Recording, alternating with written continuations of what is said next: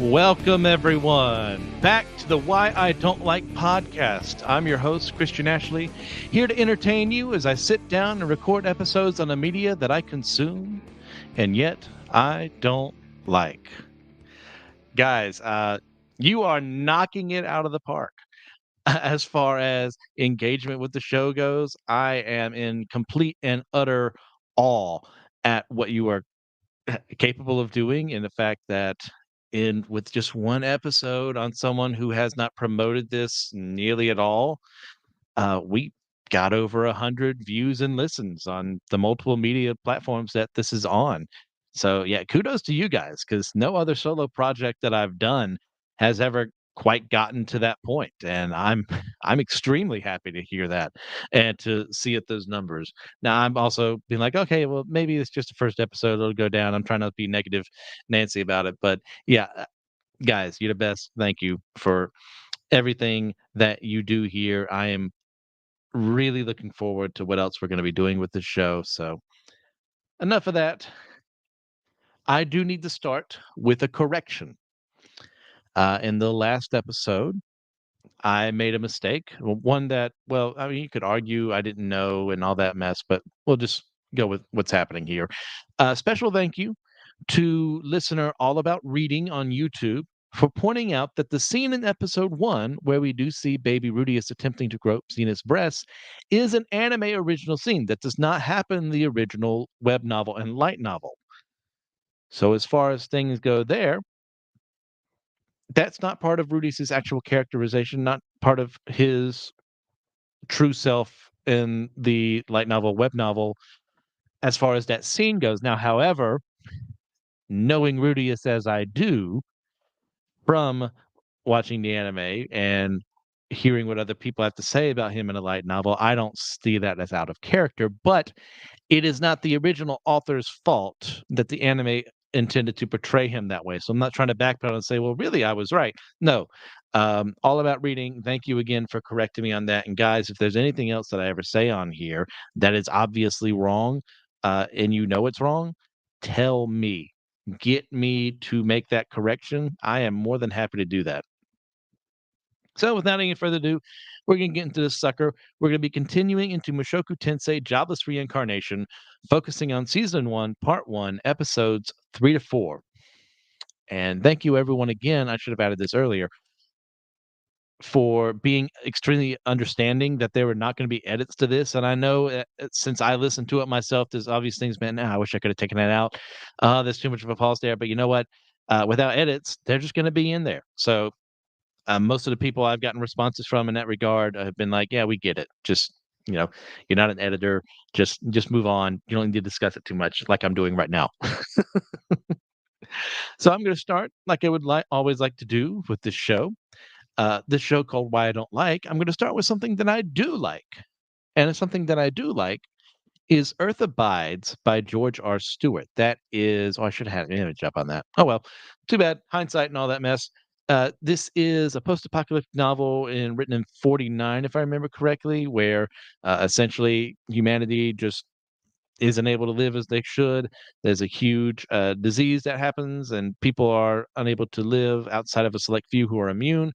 And it's a question of how do we rebuild society? What does it mean? How does religion factor into things? How does our propaganda factor into things? What are they going to believe about America now that the world is essentially gone? And is it possible to maintain civilization, or are they going to devolve in a certain sense to different cultures that don't rely on the things that we look at as good here? Yeah. See, if you guys haven't read Earth Abides, I highly suggest you do. Excellent book. And with that, we're going to be heading into episode 3 entitled A Friend. So after Roxy has left in the last episode, Rudius watches his parents getting affectionate with each other as he asks to play outside, which they heartily agree to. Paul had been afraid that he was a sickly child, which Rudius denies, saying that he'll carry on the great Grey Rat name, which makes Paul suggest he do so by bringing home a girlfriend or two. Stay classy, Paul.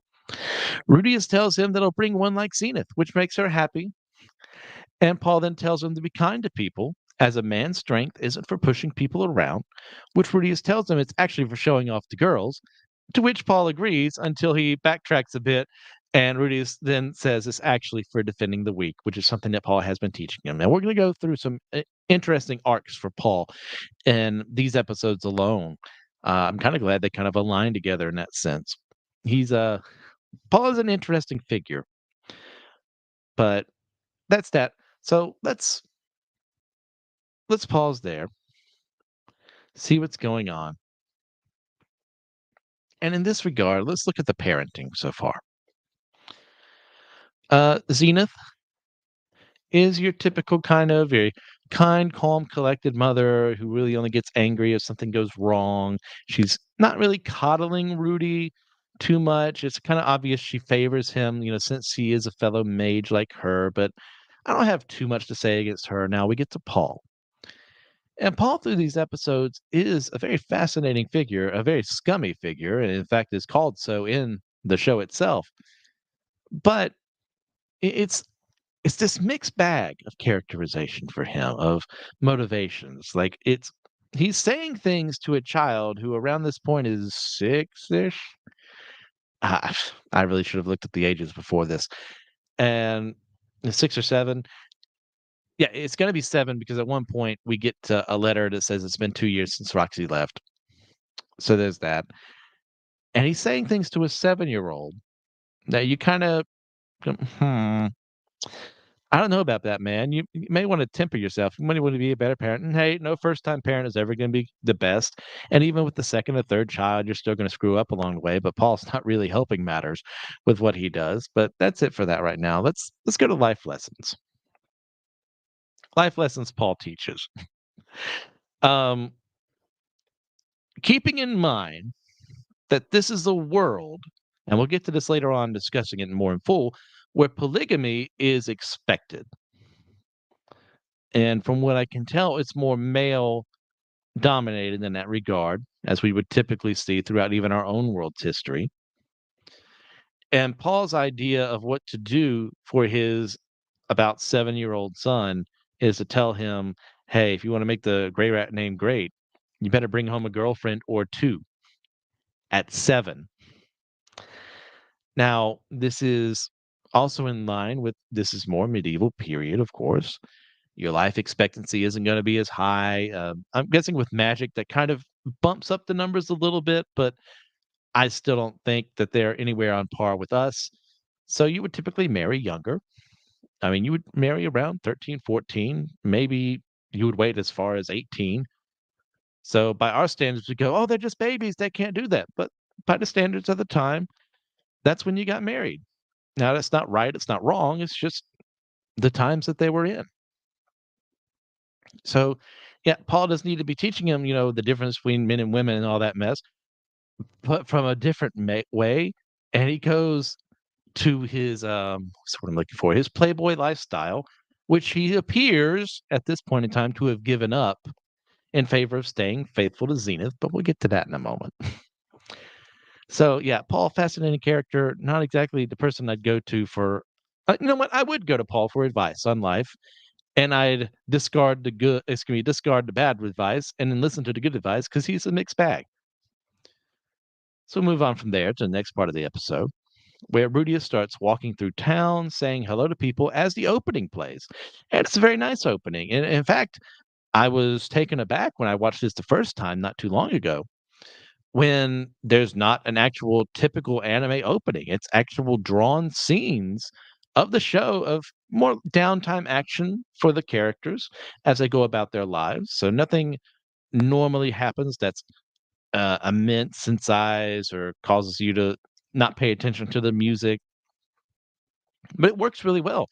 And I actually really like that. in how they do it. In our latest season, we do get an actual anime opening. It was kind of jarring at the beginning, which I've gotten used to it, but it's kind of like, oh, well, why didn't you just stick with what you were doing? I kind of like that change from the usual formula. So as that happens, he mentions taking care of Roxy's holy relic, and if you've forgotten, that's a pair of her panties that he stole from her before she left. Our main character, everyone. And he overhears some boys as he's walking along attacking someone and calling that person a demon. Now, this upsets Rudius. Obviously, he's got his own hangups about bullying, and in general, it's just a good idea to be sticking up for people who are being beset by antagonistic people like this. So he intervenes by using some water magic, not to hurt anyone, but kind of just propels it into their faces and gets them to run away, saying that a 3-on-1 is unfair, and this makes them leave. Rudius then goes to the kid that they abused and asks if they're okay, as he sees them for the first time, thinking that they're a boy, making an inappropriate Shotokan comment. Yeah. So, last time, on the last episode of Why I Don't Like Z, we discussed lolicon. Lolicon is a romantic interest in young girls. Shotokan is a romantic interest in young boys, typically from a female perspective. But as we know, there are many people who, far too many, who gravitate to either side of that, regardless of whether they're men or women. So this is yet another example of the scumbag that Rudius is coming out. His first reaction to seeing someone he does not know the name of, by the way, yet, is to think, "Oh, yeah, he's kind of a Shotokan. The girls will be all over." Rudius.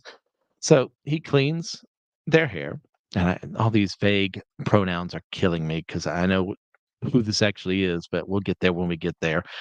Um, and notices that they have green hair. And he remembers Roxy's warnings about the superb. But when he goes around to inspect, sorry, he notices that they don't have a gem on their head, but that they're an elf, seeing the ears. So the kid says that they don't know what they are, but the dad is a half elf. And they ask Rudius why he helped them, to which he refers to Paul's teaching. So good on you, Paul. I forgot to mention that last time, in that Paul did stay to stand up for the weak. Excellent strategy. That's what strength is actually useful for. And says, hey, we're friends now. As he comments that one day the girls will be all over this kid, and maybe he'll get some too as a result. The sloppy seconds. He doesn't say that, but it's the intent. Rudius. Rudius then asks them their name, which they give as Sylph, and there's going to be more to that, but they are interrupted by the wind, which makes Rudius comment about the wind spirit of the Sylphs that's typically from European folklore that gets taken over to Japan. I mean, you'll see it all over in RPGs of your gnome, your sylph, salamander. What's the other one? Oh gosh, what's the water one? Nereids. Oh, I'm gonna kill myself for not remembering this. Yeah, correct me in the comments below on what I can't remember right now.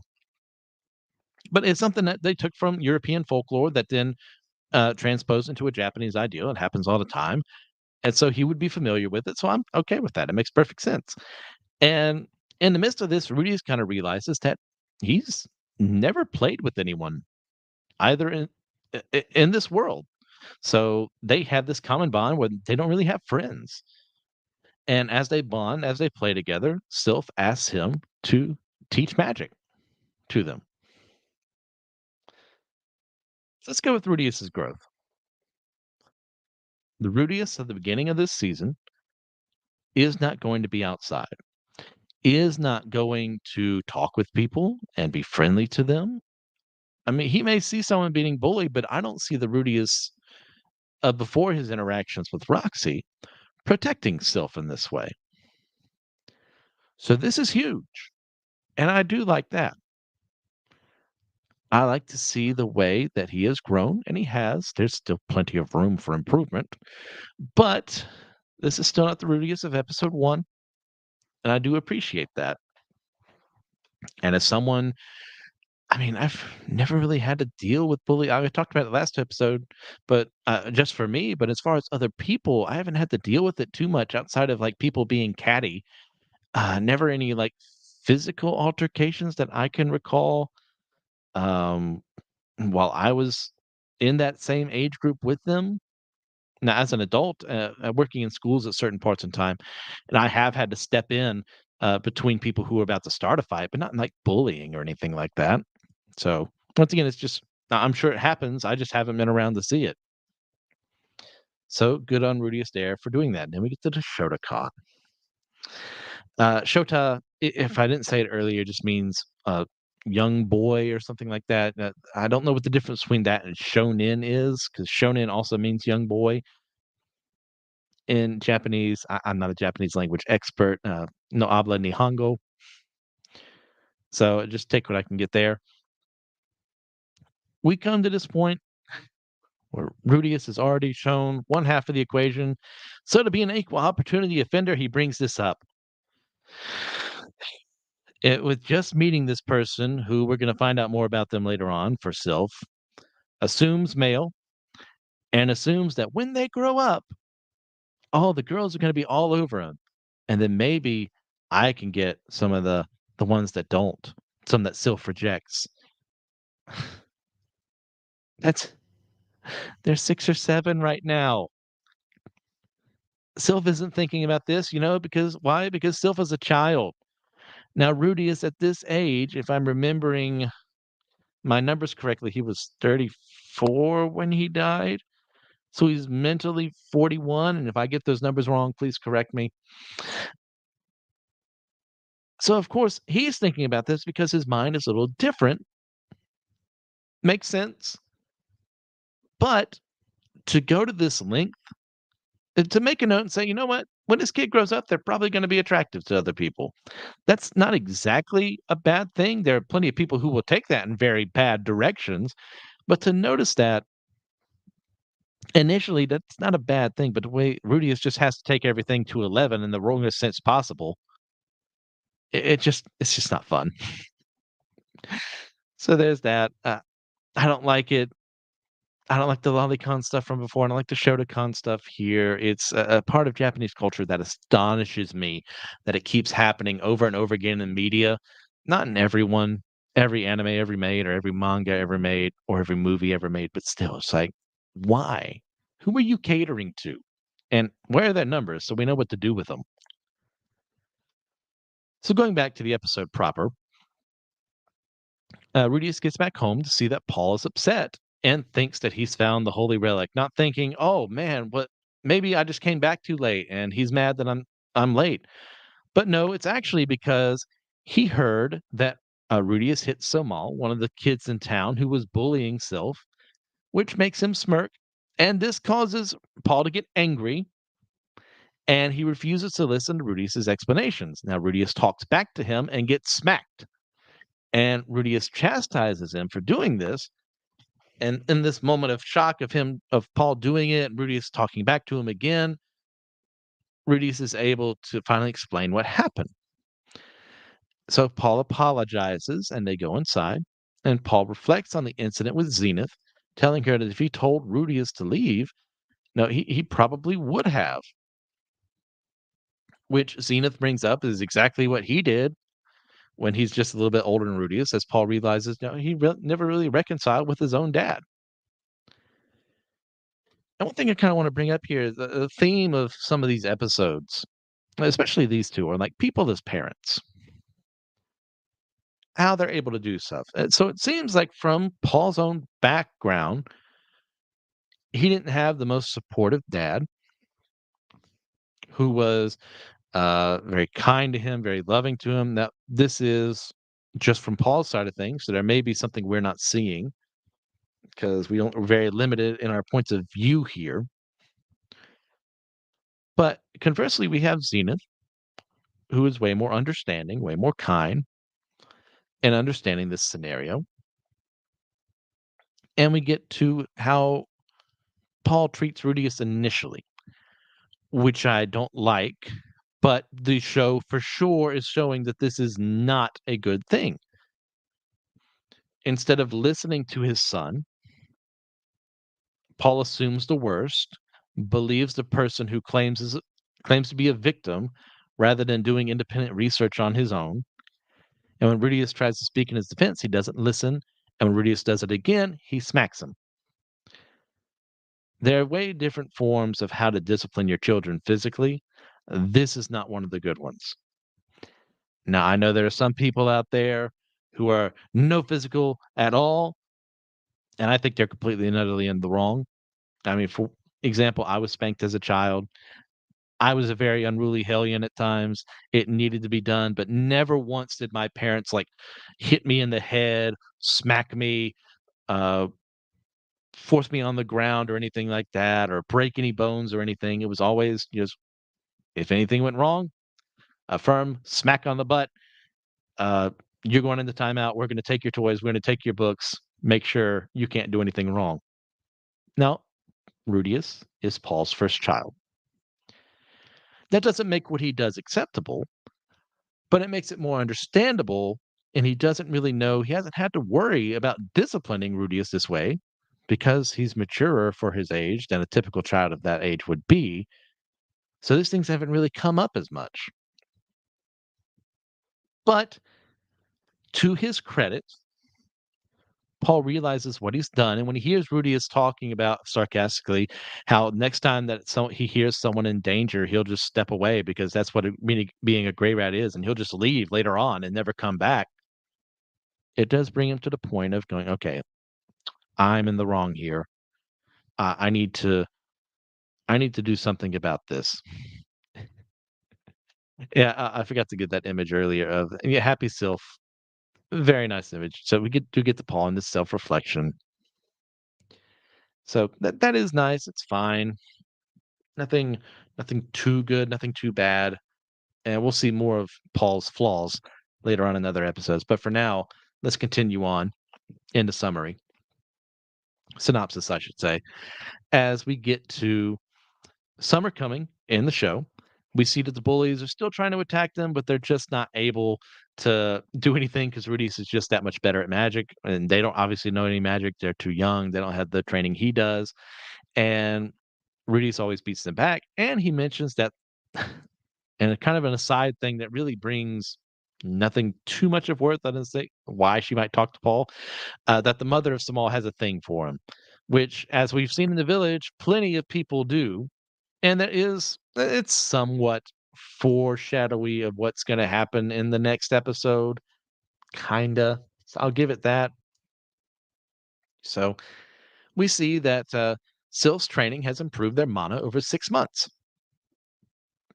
proving Rudius's earlier hypothesis that, hey, the people of this world just don't get it. If you start as soon as possible, your mana will increase and you'll be able to do incantationless magic, which Sylph wants to learn as they Sylph is eventually able to do, showing that, hey, Rudius, you're just not that special, which of course he takes umbrage at, which to an extent I get. You ever been in a situation where there's something you're really good at and you find someone else who may be as good or even better than you? There's a little bit of jealousy that comes that way. So it's understandable. But of course, Rudius being Rudius, he takes it too far. But to his credit, he continues to teach Sylph how to do incantationless magic, and Sylph is eventually able to do it. So it creates a nice bonding between the two friends there. And Rudius once again ruins everything by commenting on how Sylph's very handsome and he's jealous, even though, hey, I don't know if you don't have any mirrors in the house, but for your age group, you're not looking that bad, kid. And then he speaks of how he used to have a female childhood friend in the past, and she got married, and he ruins that moment even more by having masturbatory fantasies over her. Did we need that information? Of course, we didn't need that information, yet it was provided to us anyway because the author just cares about you and I. He just wants you to think those things that are on his mind for whatever arbitrary reason. And in the midst of this, it rains on them, forcing them to seek shelter at Rudius's house to get dry and take a bath. He undresses and wonders why Sylph doesn't. And he initially thinks it has to do with being ashamed of the size of their penis. Why? They're 7-ish years old. Sorry. But he tricks Sylph into thinking he's not going to take off his clothes. And in the process, see, I fumbled through all three different forms of pronouns there. So he tricks Sylph, forces Sylph's clothes on, finds out that Sylph is a girl, which makes her cry because she was trying to have this exact same thing not happen. And this causes Paul to come in, and he eventually takes her out. And Paul does take a bath with his son, which a typical thing you would do at that age. And where Paul talks about, well, what he did was wrong. He's very upset. He misread the situation. He legitimately thought that Sylph was a boy. And Rudius learns that Sylph's real name is Sylphiette, also to be known as Sylphie. So I'll probably flip flop between the two. So at this point, he wonders if Sylphiette will ever forgive him, which Paul says that she will. This is not a friendship breaking thing. This is a huge misunderstanding. They're both young, minus the fact that one of them is way older mentally, but we'll get there when we get there. So then Rudius goes downstairs after they dry off and puts on clothes, and he apologizes to Sylphie for saying this. And then he ruins it by saying that he thought that Sylphie was a boy, which is an innocent thing to say for a child, not so much the adult, which causes her to cry again because, hey, she's a girl. She doesn't want to be thought of as a boy. As Paul remarks that his son might be kind of stupid, which was a pretty good joke. I'll give him that. So later on, while at swordsmanship practice, Rudius gets advice from Paul, who says women like to see men in their successes and their strengths, but also in their weaknesses. So he asks Rudy to be vulnerable with her and reveals that Sylphie has been there the entire time. Rudius tries to ask forgiveness. He flubs it initially by saying, well, she should really grow out her hair, and that way no one would ever be able to confuse her as being a boy anymore, which is kind of his intent. But she rejects that outright, which is fine to do. It's her hair. She can do whatever she wants. Uh, Even though, yeah, it would make her look more feminine, but that's her choice. She gets to make the decision on that factor. Quit telling her what to do, Rudius. So he says it feels like she doesn't like him anymore, and that's a more innocent thing to say, a more childish thing to say. And she says that she doesn't hate him and asks for things to go back to the way that they were before, and they make up. As Paul realizes he just kind of taught his son how to like get into girls' good graces at such a young age, which I don't know, buddy, you've been doing that the entire time you've been teaching your son. Why is this any different? Oh, so yeah, Rudius's nature right now as a scumbag, because hey, to this day, I still think of Rudius as a scumbag. He has made improvements. We're obviously not there as far as this show is concerned, but where I'm at in the anime, he's still a scumbag in many regards. And it continues on here and how he treats this whole situation with Sylph and how he talks about Sylph in his own head about how, oh, he's just so handsome. And, I had a childhood friend in the past. That was a girl, though. And I have these fantasies about her even to today. And guess what I did with them? Well, you don't have to spell it out to me. I know you. The moment you mentioned that, the warning, my spider sense went off, and I knew exactly what was going to happen. But let's get to the whole bath scene with the two of them there. Like, hey, you're going to get cold. You can't be in those clothes for too long. Naturally, the thing to do would be go into a warm bath, dry off, and you'll be fine. But Rudius, mentally about 41 by now, remember that, has come to the point where he legitimately thinks that Sylph is a boy. Now, that's fine. I mean, there are plenty of people I screw up the gender on all the time. I screw up the sex on all the time. Like your brain looks and says, "Oh, I see these features, therefore it's got to be that." And you're dead wrong. It happens, especially for a child. If Rudius was mentally a child, this is a perfect example of just being a dumb kid. But remember, there's a larger mind in there, one with far more life experience, one that was emotionally stunted for 20 some years. That makes sense. But one that should be way more intelligent than the Rudius we see in this show. And when he comes down to apologize to her, the Rudius who is 41 years old mentally shouldn't say the things that he says to her in the way he does. The Rudius who is actually 7 years old, both physically and mentally, yes, of course. Say this stupid thing because you're a boy. Boys say stupid stuff like this all the time. Of course, that's going to get her upset, but he doesn't know that if he's just 7 years old mentally, but he's not. And yes, Rudius is not the most amazing person when it comes to conversation. That's been established before in the show, but to flub it this bad, I'm calling a little BS on it. And then the whole, well, if you just grew out your hair, then this wouldn't be a problem. You'd look more like a girl. It's like, even if that's true, which yeah, it probably would be, as we do see. Nah, I'm not going to spoil that.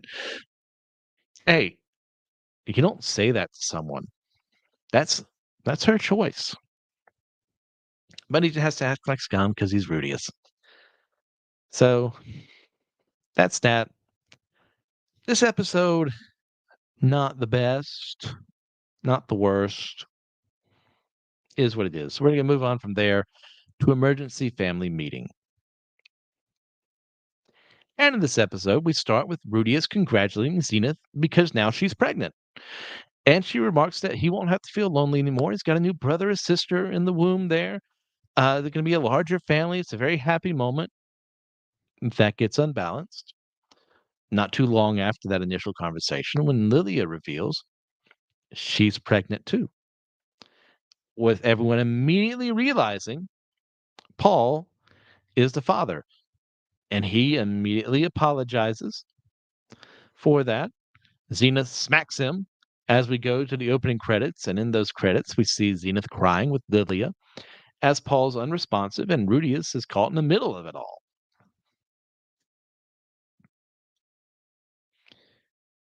So, this is a very effective opening scene that leads to some darkness in this family that doesn't get properly addressed as much as I would like it to later on. Granted, there are events out of their control that cause some of this not to happen, but definitely conversations should be had beforehand, or we should have seen them on screen. But this is a very effective opening in how there's this moment of joy. Hey, Rudius is going to be a big brother. That's great. I have 3 siblings, some of which I even like. That's terrible. I do love my siblings. I'm just being harsh because I'm the oldest. Like it's was joyous. I even named my siblings. That's how much I was interested in them as a kid. Like I had a part in that process. It's a great thing to be an older brother. It's a great thing to have younger siblings who depend on you in certain aspects. But not Lilia's fault. She has to tell him at some point. She too is pregnant. And there's only one culprit in the room, and it's Paul. Oh, Paul. We'll talk about Paul in a little bit. So let's just move on in the synopsis. Where we see Zenith asking Lilia what she plans to do, as the both of them are sitting across the table from one another, both very, uh, shall we say, in not hysterics, but just being completely and utterly overwhelmed by what's happening. And Lilia just calmly says that she's going to help Zenith give birth to her kid, and then she's going to leave for her hometown after that, which is a month's ride to the south. Paul tries to speak, but Zenith shuts him up. Oh, and earlier, like, hey, he's a grown man, probably shouldn't be smacking him, but I definitely understand why. I'm not going to talk too much against that idea, but still not the best action to take. So at this point in time, Rudius notes that it's winter, so he thinks on how it'll be impossible for them to survive, let alone have a child in the midst of all that, if Lilia and the baby leave. And he reflects on how kind that Lilia has been to him, and then ruins that sentimental moment by mentioning how she found the holy relic, yet didn't throw it away, which becomes a huge motivator for why he does what he does next. Not, hey, this is screwed up. This whole situation's wrong. Nope. Why does he come and intervene? Because she didn't snitch on him when she found the holy relic in his room. Our main character, everyone. So Rudius, in light of all that, intervenes, pointing out that Lilia can't say no to Paul. So she is not the one in the wrong here. And he even lies and says that Paul threatened her, which Paul knows is a lie, Rudius knows is a lie. And he decides he's going to throw Paul under the bus to save everyone because this is what he thinks is the best idea. And he actually says out loud that he wants to be friends with both babies. And he wants to be a big brother to them. And he doesn't want Lily and the baby to leave forever. And his protests do persuade Zenith to let them stay. And then she tells Paul that they're going to have a talk later. And we do see later, Lilia watches Paul take out his anger on Rudius in sword training. And she kind of wonders why it's working out for her, saying she was the one who seduced him. And this came after multiple times. She lives in the same house Rudius does, so what she's going to hear almost every single night, if not every night, the two of them going at it. So, unable to keep it contained any longer, she engineered a vent so that her door was open, and as he was walking by, he saw her naked and bathing, which enticed him to have sex with her when he falls to temptation, which she says that Rudius kind of figured out. And she's disliked Rudius this whole time because of his perversions. I can't imagine why, but decides to ignore that in regressive characterization as thanks for saving her and says the child will one day serve Lord Rudius. So I mentioned it earlier, polygamy. As I understand the world we're living in here, as I did a little more research into what is said in the web novel and the light novel, polygamy is the expectation. Typically, I think vastly primarily, man having multiple wives. Zenith and Paul's marriage is actually weird in that he's supposed to be monogamous with her because she is a devotee of a goddess whose name escapes me, who commands monogamy. And he gave all that up for her because he loves Zenith that much. But Paul is still Paul. He's still a scoundrel. Zenith should have known better to an extent. And he did what he did. So, what are the ethics of polygamy? Like, Christian, you sound like you're against polygamy. I am. Well, doesn't it happen multiple times in the Bible, that same book you said you read from? Yes, it does. And if you look at all those marriages, things go bad when you have more than one wife, when you are unfaithful to that wife. Abraham doesn't have a son. Sarah says, "Well, I'm barren, so just use my handmaiden Hagar." Didn't ask her about her thoughts on the matter. A son is created from that union before the son that God is supposed to get to them, which causes issues of inheritance and all that.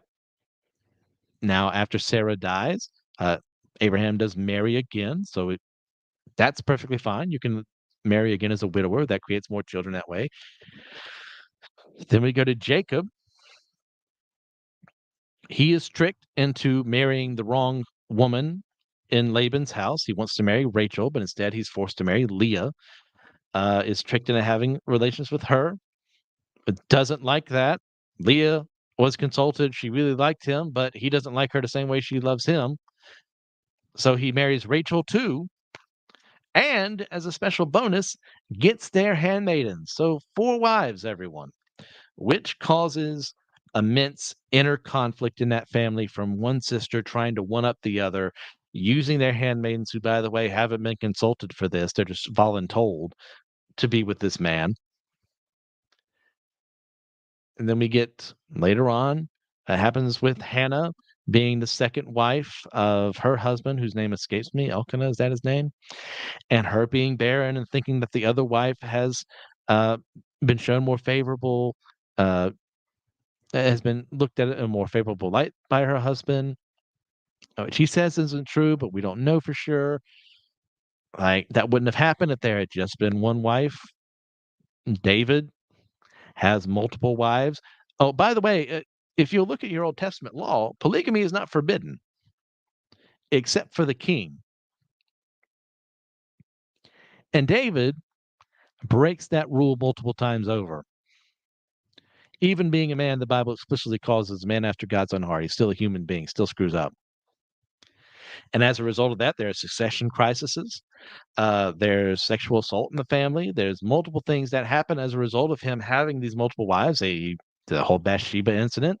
He just sees a woman who's not his wife and gets her husband killed, marries her. And before this, they had had sex with each other, and a child is born. This is stillbirth. That never would have happened if David had kept things in line with what he knew was right and wrong. And guess who learns from this? Well, like father, like son, Solomon comes into the picture. 700 wives, 300 concubines. And of those wives and concubines, they lead him astray from wisdom. They lead him astray from God. Every single time that I can recall in scripture, when you see polygamy, it is evil. It is wrong. God uses that situation to make good things happen. We get the 12 tribes of Israel from all that. We get the Davidic line from all of that. But it's not God's intent. It's not the good thing God wanted in that marriage being just between that man and woman. Now, obviously, in this series, we don't really have a Jesus Christ figure. We don't seem to have a tribe out there who would be our Israel component. And I don't expect that from a isekai fantasy made in Japan. You know what? Because I've said it before on other shows, there's less than 2% of the population that's Christian. So to them, Christianity is this weird mystical religion in the same way that Shintoism and Buddhism are to us. So for the polygamy in this series, it's going to happen multiple times over. I know spoilers about who Rudius ends up with, and it's not just one woman. I'll put it that way. So it's a huge ethical concern, not only in this series, but also in real life. But the idea, you can't show the same amount of love to another woman that you do to another woman. Like, there's going to be differences. You're going to treat them a little differently. It's going to cause friction in the marriage. And that's why we're not supposed to do it. That's why when we get to the Gospels, we get to um, Paul's writings in the epistles. It's like, hey, be the husband of one wife. Things are a lot simpler that way. Things are a lot better that way. But let's look at Paul and Rudius real quick here. Both of them are scum of the earth. Rudius is motivated to keep his family together after what Paul has done to ruin that. Rudius lies, throws his dad under the bus. And from what I understand in the light novel and the web novel, he actually speaks with his mom later and tells her he lied about all that just to keep things together, which that kind of gets in the whole debate of when to lie, when not to lie, or is lying ever acceptable? I'd argue maybe in this situation because the end goal is preserving life, and that's like I just talked about this on Let Nothing Move You for Exodus, with the midwives, and as well as Moses' mother lying about the children and saying it's just too fast to Hebrew women. They just keep coming out before we're able to get to them, or Moses' mother hiding him away, and the status quo of the land is like all male children are to be executed. I would say they're all lying to preserve life, and that's a good thing, and that's why they're rewarded for it. So I could make the argument here that Rudius is making the right call to lie. I'm not entirely there. Maybe that's just me not liking Rudius, but I will acknowledge this scheme works. Probably shouldn't, but it works. And because of it, Lilia and the baby are not forced to flee. There's still friction in the house. There's still some healing that needs to get done, but it's not as bad as it could have been. And let's not forget that this is motivated by the fact that Lilia didn't snitch on him. Not wholly. There are other reasons. Like Rudius does legitimately like her, and he does want to see her not die and a baby not die. But what was his motivating factor to make the call to lie in the first place? Oh, it was because she didn't rat him out for possessing the holy relic. Our main character, everyone. Let's go to Paul. There's more for Paul later on in this episode, but for right now, there is no conceivable way for Paul to have slept with Lilia, even with her consent, for this to have been a consented encounter. He is the master. She is a maid. He is married to another woman. There are power dynamics here that do not match up well.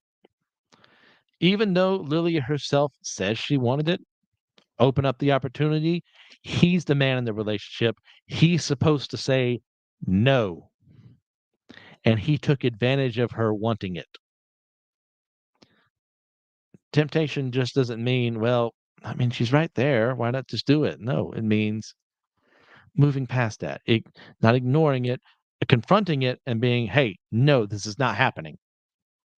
And Paul, being the playboy that he is, the scumbag that he is, doesn't say no. And as a result, well, now there's two babies happening.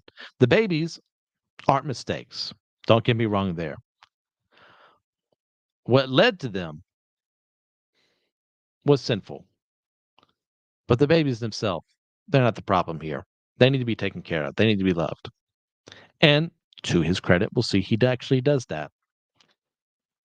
But let's not forget this happens by him taking advantage of her who is in a lesser position than him, regardless of whether she wants it or not, that causes this encounter to happen.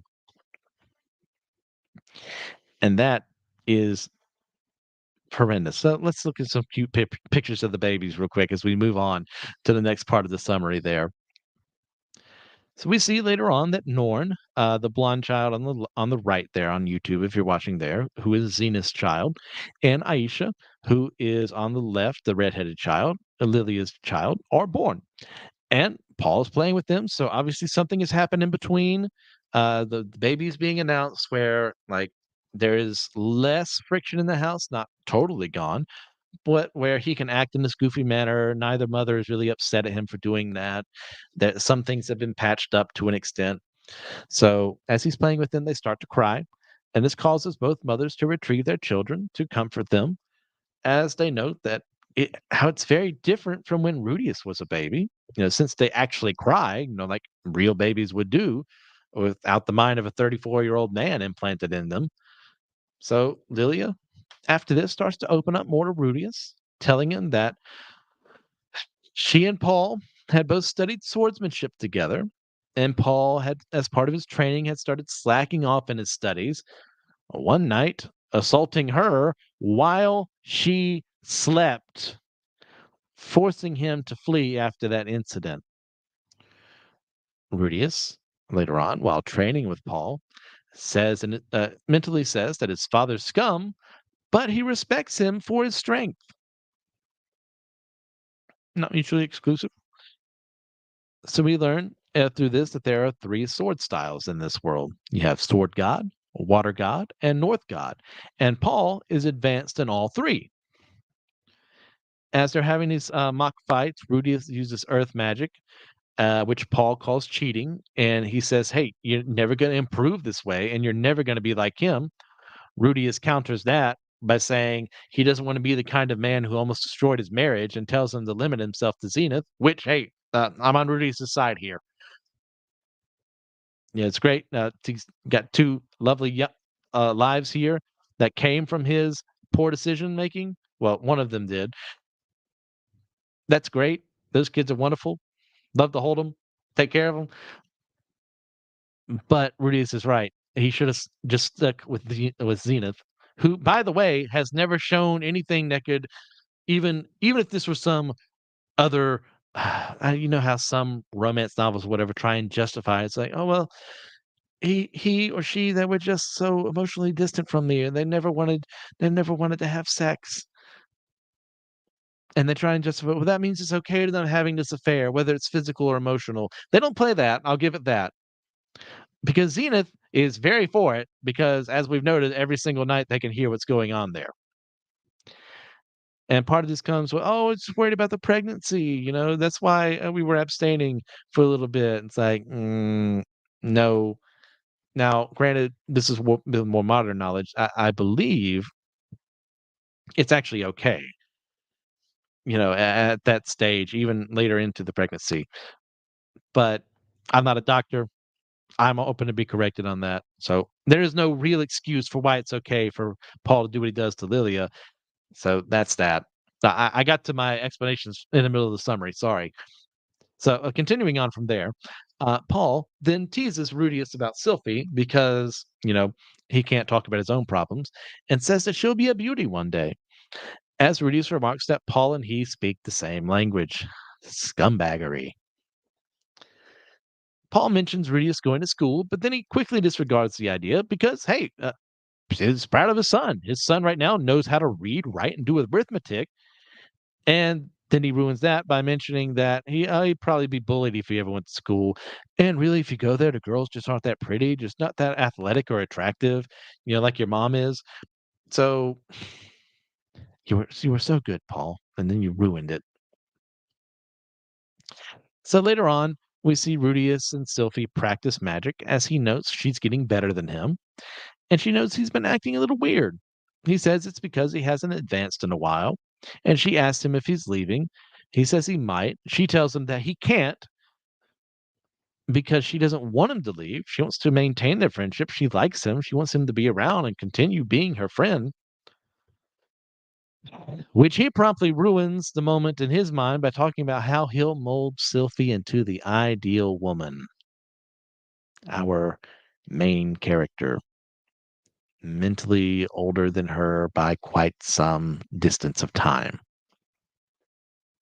He then fantasizes about this in the house, which gets stopped by Paul, who reveals that, hey, he receives a letter from Roxy, who has written to tell Rudius that she's improved as a mage.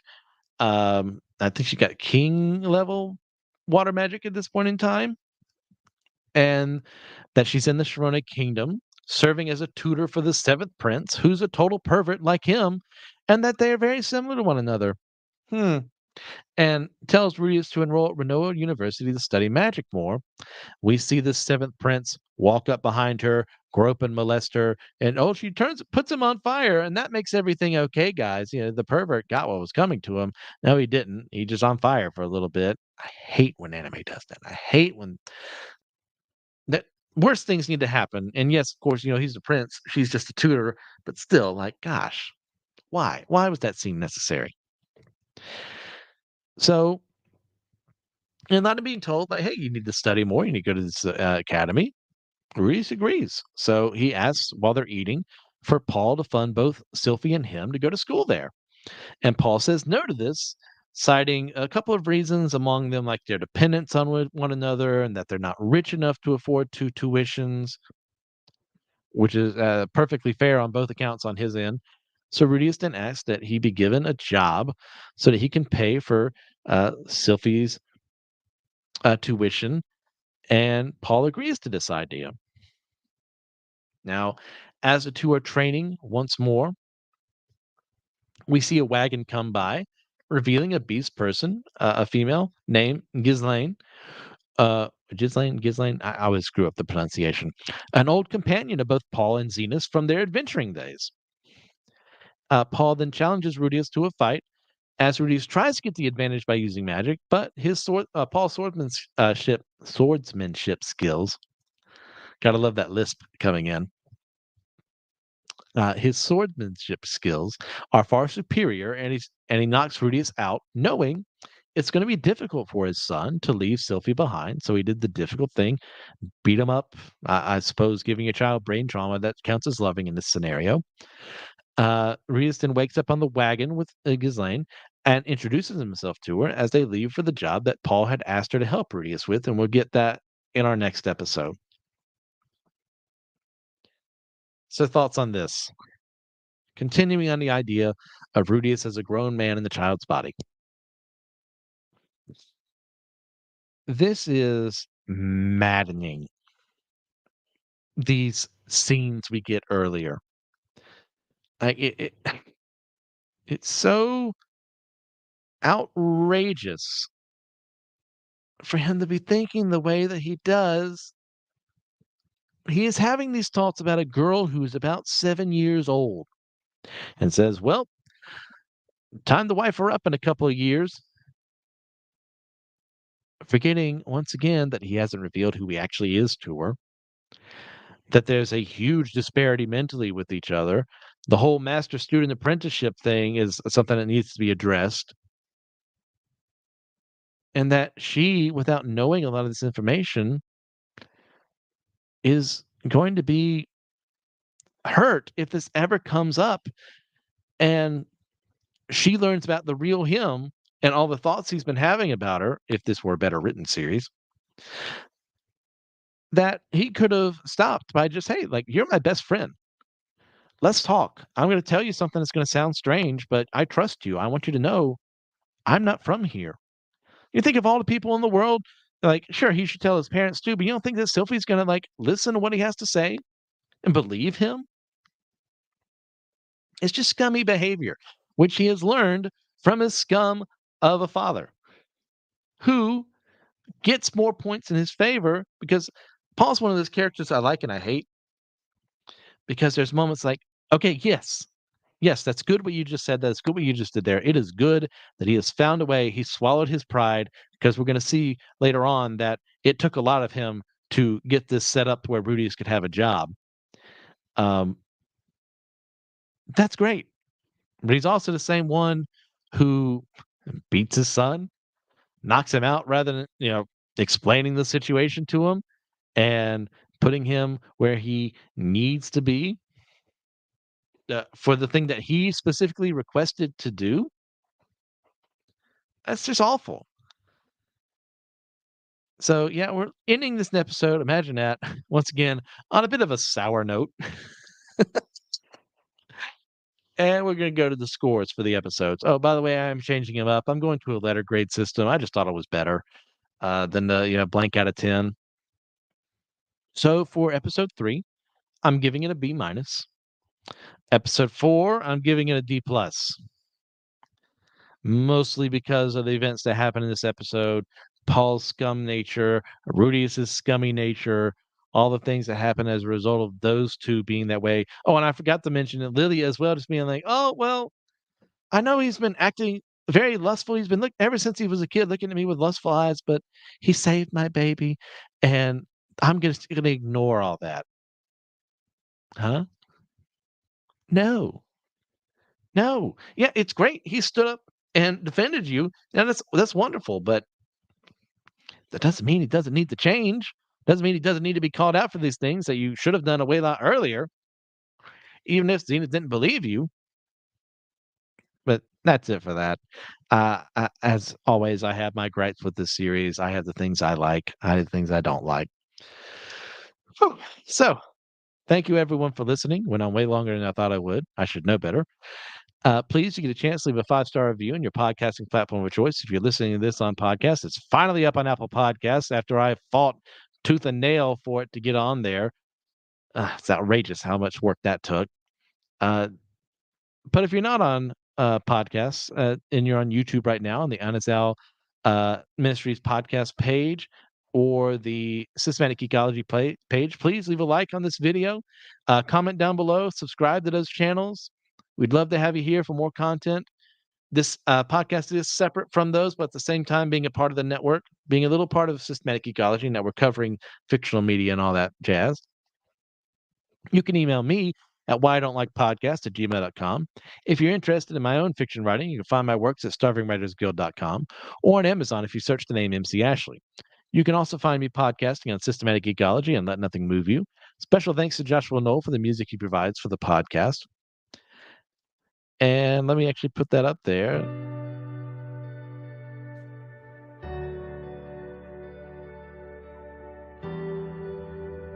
A lot of time discussing what I don't like about Mushoku Tensei.